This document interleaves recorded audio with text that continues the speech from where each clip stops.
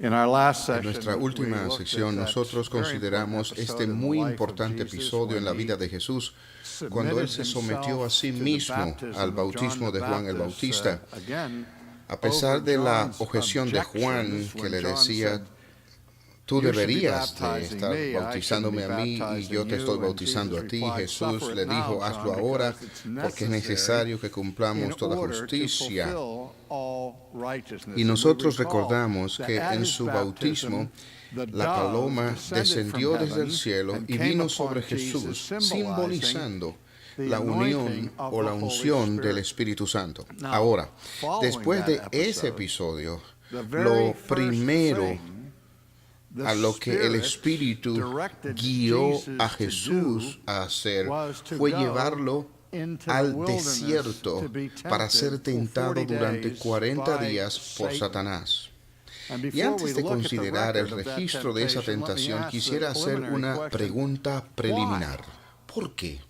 ¿Por qué el Espíritu Santo llevó a Jesús al desierto para ser objeto inclemente del asalto de Satanás? Vamos a decirlo claro. De parte de la obra esencial que Jesús fue llamado a llevar a cabo en su ministerio terrenal, fue la obra de lo que el Nuevo Testamento llama el último o el nuevo Adán, mostrando la relación que Jesús tenía con el primer Adán, que también fue sometido a una tentación por parte de Satanás. Quisiera considerar brevemente lo que Pablo dice en el 5º capítulo de su carta a los Romanos, en el versículo 12. Él dice: por lo tanto, tal como el pecado entró en el mundo por un hombre y la muerte por el pecado, así también la muerte se extendió a todos los hombres, porque todos pecaron. Pues antes de la ley había pecado en el mundo, pero el pecado no se imputa cuando no hay ley. Sin embargo, la muerte reinó desde Adán hasta Moisés, aún sobre los que no habían pecado, con una transgresión semejante a la de Adán, la cual es figura del que había de venir.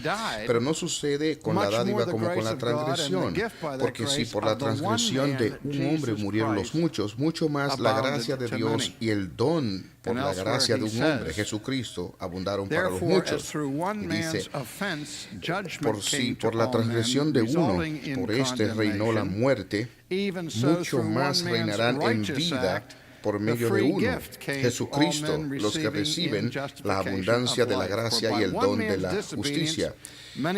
Por la desobediencia de uno, la transgresión de uno, resultó la condenación de todos los hombres. Así, por un acto de justicia resultó la justificación de vida para todos los hombres. Vemos en esta comparación el fracaso de Adán en su prueba bajo el ataque de Satanás y la obediencia exitosa del último Adán, Jesús, después de él soportar el mismo tipo de tentación. Hasta cierto grado fue el mismo tipo, pero en otras maneras los términos de la tentación de Jesús difieren radicalmente de aquellos que fueron impuestos sobre Adán. Pensemos por un momento dónde fue que la tentación ocurrió. En el caso del primer Adán, la tentación vino mientras Adán y Eva estaban disfrutando del lujo en el jardín del Edén, el que nosotros frecuentemente llamamos como el paraíso. Ahora, el lugar donde el Espíritu llevó a Jesús para ser tentado pudiera difícilmente ser llamado paraíso. Era el desierto desolado de Judea. Si alguna vez lo han visto, si han estado allí, estarían mirando uno de los lugares más ominosos, incómodos, lugares abandonados por Dios en los desiertos de este mundo. Dicen que los únicos habitantes de ese desierto eran serpientes o escorpiones Aún los animales salvajes rechazan vivir en este lugar de desolación. Así que Adán está en ese hermoso jardín y Jesús está en el desierto de Judea. ¿Qué más es diferente? Bueno, cuando Adán es expuesto a la tentación de la serpiente, está en la compañía de su esposa, la que le fue dada como una creación especial para él, como su ayuda idónea. Pero cuando Jesús es llevado al desierto, él está en absoluta soledad. Sabemos que la soledad es lo que recibe la primera maldición de Dios en la creación. Luego de haber creado todo, pronunció que todo lo que había hecho era bueno, y lo primero que dijo, no es bueno, no es bueno que el hombre esté solo. Cuando se van a atormentar a los criminales o prisioneros de guerra, nos encontramos que siempre los llevan a un tipo de confinamiento en solitaria, donde son cortados de cualquier tipo de interacción y amistad humana. Así que vemos que Jesús es llevado hacia el desierto para enfrentar esta tentación del infierno, completamente solo. Cuando Adán fue tentado, podemos decir que fue tentado en lo que puede ser descrito como un restaurante gourmet, porque allí en el jugoso ambiente en que estaba Adán había de todo tipo de frutas y árboles maravillosos, frutas maravillosas para comer que le fueron dadas a Adán y a Eva para que pudieran tomar libremente de cualquiera de estos árboles para disfrutar y satisfacer su hambre. La prueba de Jesús viene en el contexto de un ayuno en el cual no había podido comer nada durante 40 días. Así, el primer Adán fue tentado cuando su estómago estaba lleno, pero el nuevo Adán fue tentado cuando estaba literalmente hambriento. Así que vemos una diferencia radical.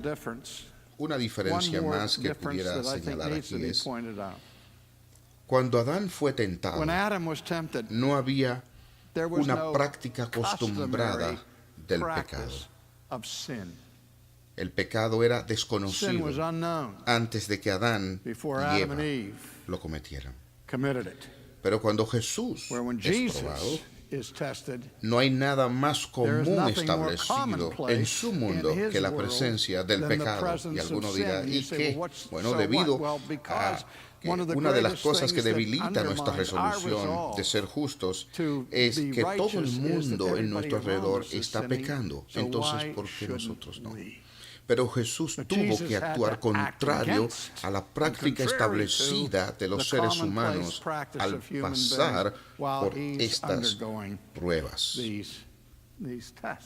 He querido establecer estas diferencias entre el primer Adán y el segundo Adán en términos de su tentación, pero lo que quisiera que entendieran hoy es la similitud entre las dos tentaciones, que el punto de ataque de Satanás contra Adán y el ataque a Jesús son virtualmente lo mismo.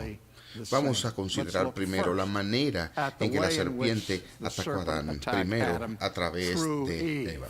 La serpiente es llamada el animal más astuto de todos los animales del campo. Y cuando vino contra Eva, vino con una tentación que fue vestida de seducción. Vino preguntando lo que parecía una pregunta sencilla. Con que Dios os ha dicho, no comáis de todo árbol del huerto. Permítame preguntar, ¿ha dicho Dios eso? Por el contrario, como Eva corrigió a la serpiente, ella le dijo, no, él no dijo eso. Él dijo, de todos los árboles que están en el huerto pueden comer libremente. Pero él puso este árbol fuera de los límites. no debemos tocarlo, porque si comemos de ese árbol, de seguro moriremos. Ustedes ven la sutileza en la manera en que la serpiente tienta a Eva. ¿Con que Dios os dijo no comáis de todo árbol? Es como un teenager de los que tiene que tratar en la casa. El lunes en la noche, él dice, ¿pudiera quedarme más tarde esta noche? Y a ir a casa de uno de mis amigos y tener una fiesta. Sí, te voy a dejar esta noche, pero recuerda que mañana tienes escuela, debes estar en casa a cierta hora. Él dice, oh, gracias. Y al siguiente día te pide el carro y le dice, sí, está bien, puedes tener el carro, pero asegúrate de ponerle gasolina y de llegar a tiempo. La noche siguiente quiere ir al cine, la noche siguiente quiere ir a la feria y después quiere la sexta noche. Viene y dice, yo quisiera salir a otra fiesta. Y usted le dice, no, lo siento, no debes ir. ¿Cuál es la respuesta internacional establecida? Que todo teenager se aprende tan pronto cumple 13 años. Tú nunca me dejas hacer ¿qué? Nada. Nunca me dejas hacer nada. Sí. Y de repente dices, no, nunca le dejas hacer nada. Esa es la misma sugerencia que Satanás está poniendo aquí en la mente de Eva. Con que Dios os ha dicho, no comáis de ninguno de estos árboles. Claro que Dios no había dicho esto, y la serpiente lo sabía muy bien que Dios no había dicho eso. Pero la sugerencia es que si ustedes no son autónomos, si no son totalmente libres para escoger lo que quieren escoger, si alguna restricción se ha puesto sobre ustedes por su creador, ustedes no son realmente libres, y es como si les hubiera dicho que no pueden comer de ninguno de los árboles. Pero sale de esta indicación sutil a una contradicción directa. Después que Eva ha discutido con el ángel por un momento, y él le dijo que todos estos árboles puedes comer, pero no puedes tocar aquel, pero porque moriréis. Entonces Satanás le dice, ustedes no morirán, sino que seréis como Dios, sabiendo el bien y el mal. Lo que quiero que veamos aquí es que el punto de ataque fue lo digno de confianza, la autoridad y la verdad de la palabra de Dios. Emil Brunner una vez hizo el comentario que la marca distintiva de la verdad es la contradicción.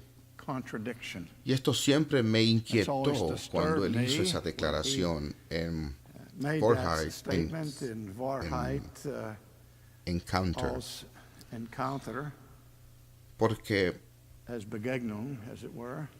si es verdad que la contradicción es la marca de la verdad, ¿cómo vamos a distinguir la diferencia entre la piedad y la impiedad, entre la justicia y la injusticia, entre la obediencia y la desobediencia? ¿Puede imaginarse a Satanás diciendo, oh sí, yo sé que he contradicho lo que Dios te ha dicho, yo te he dicho que no morirás, pero después de todo, la contradicción es la marca distintiva de la verdad. Y si Dios es el Dios de verdad, yo solo estoy dando la contradicción, la marca de la verdad. Así que si la contradicción es la marca distintiva de la verdad, no solo era permitido para Eva hacer la voluntad y la sugerencia de Satanás, sino que era un imperativo para ella hacerlo. Así es como ha sido torcida la historia. La contradicción es la marca distintiva de la mentira, y de lo que el texto nos dice en esencia es de una oposición contra la veracidad de Dios con una contradicción.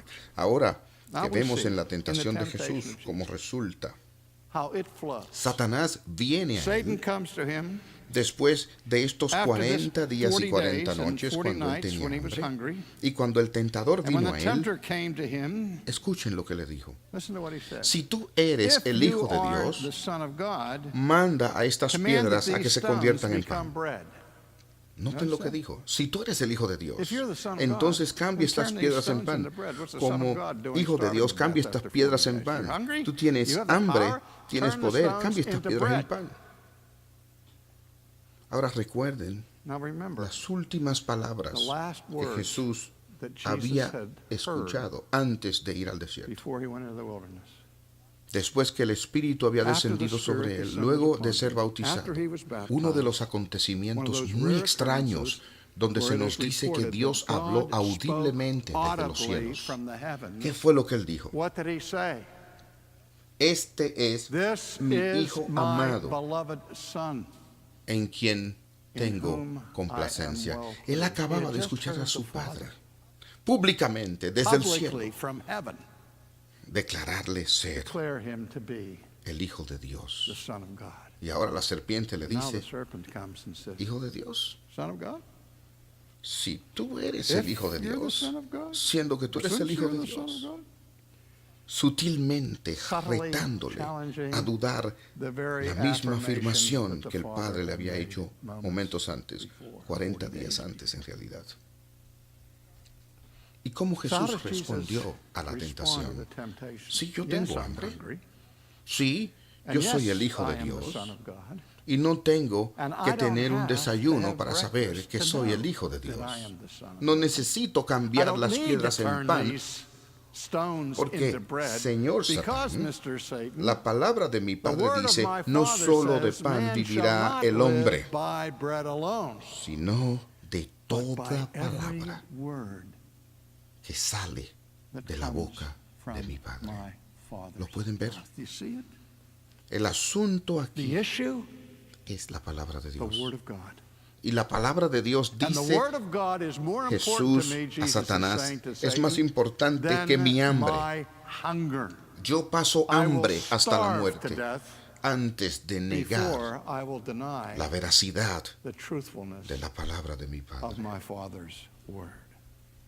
Entonces el diablo le llevó a la ciudad santa y le puso sobre el pináculo del templo y le dijo, si eres el Hijo de Dios, échate abajo, porque escrito está, a sus ángeles mandará acerca de ti, y en sus manos te sostendrán para que no tropieces con tu pie en piedra. Bueno, Jesús, si tú vas a citarme los textos de las Escrituras, vamos a probarlos. ¿Tú crees que la Escritura no puede ser violada? ¿Tú crees que la palabra de tu Padre es verdad? Bueno, vamos a ver. Te voy a tirar desde el pináculo del templo. No tienes que preocuparte si vas a hacerte algún daño, porque la Biblia dice que tu Padre te va a cuidar, que sus ángeles te van a cargar para que no tropieces con tu pie en piedra. Por lo que si realmente tú crees que Dios es tu Padre, si realmente crees que la palabra de Dios es verdad, no tienes nada que preocuparte, salta. Jesús le dijo, obviamente tú no entiendes el primer principio de la hermenéutica, la regla cardinal de la interpretación bíblica, señor Satán, que tú no puedes poner una escritura contra otra, porque toda la escritura es coherente, porque la Biblia también dice que está escrito, no tentarás al Señor tu Dios. Y por lo tanto, si estuviera de acuerdo contigo de subir al templo y saltar desde allá, estaría poniendo a mi Padre a prueba. Y tú puedes tentarme a mí, pero yo no voy a tentar a mi Padre. Yo sé que a los ángeles se les ha dado órdenes de cuidarme. No tengo que saltar desde el templo para experimentar la verdad de eso. Para entonces Satanás estaba frustrado. Y otra vez le lleva a un monte muy alto y le muestra todos los reinos del mundo y la gloria de ellos. Mantenga eso en la mente. Todos los reinos del mundo y la gloria de ellos. Y Satanás le dice, todo esto te daré si postrado simplemente me adorares. Toda la gloria que el mundo tiene que dar, toda la autoridad, todas las monarquías, todo en este mundo te lo daré. Lo único que tienes que hacer, y nadie lo tiene que ver, es una pequeña flexión. Solo póstrate una sola vez delante de mí, todo es tuyo. Te daré este reino sin sufrimiento, sin humillación, without humiliation, sin dolor, without pain, sin crucifixión, without crucifixion. solo una Just a pequeña little inclinación genuflection, y es tuyo. and it's yours.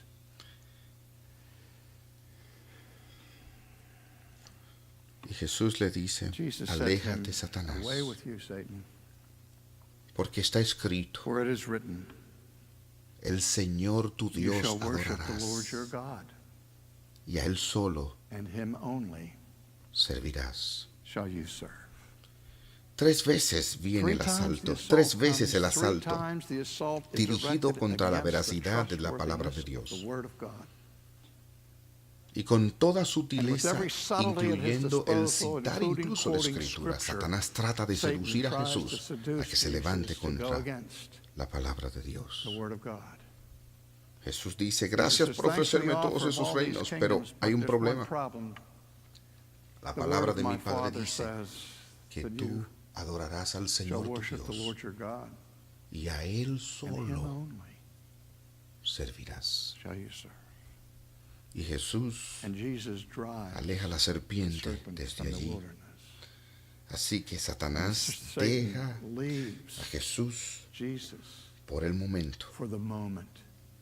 Este no es el fin. Toda su vida será experimentada por la continua obra de Satanás, viniendo contra él, tratando de llevarlo por un camino diferente. La tentación le vendría de sus mejores amigos cuando él les dijo que iría a Jerusalén a sufrir.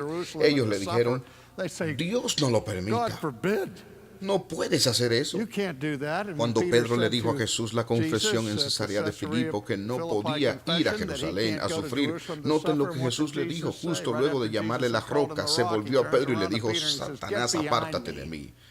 Ya he escuchado ese mensaje antes. Así que Jesús obedece en todo punto durante la tentación. ¿Y qué pasa? Que tan pronto como la serpiente se va, los ángeles aparecieron y le servían a Jesús en su hambre, en su soledad, en su dolor. Ellos no llegaron allí en el último minuto como el del Calvario. Ellos estaban allí todo el tiempo, y Jesús sabía que el Padre encargaría a los ángeles que le cuidaran. Él no tenía que escuchar a Satanás mencionando las Escrituras para tal fin. Y ahora, lo que a Jesús se le había confiado en términos de la verdad, la palabra de su Padre, estaba cumpliéndose plenamente cuando esos ángeles vinieron y le servían.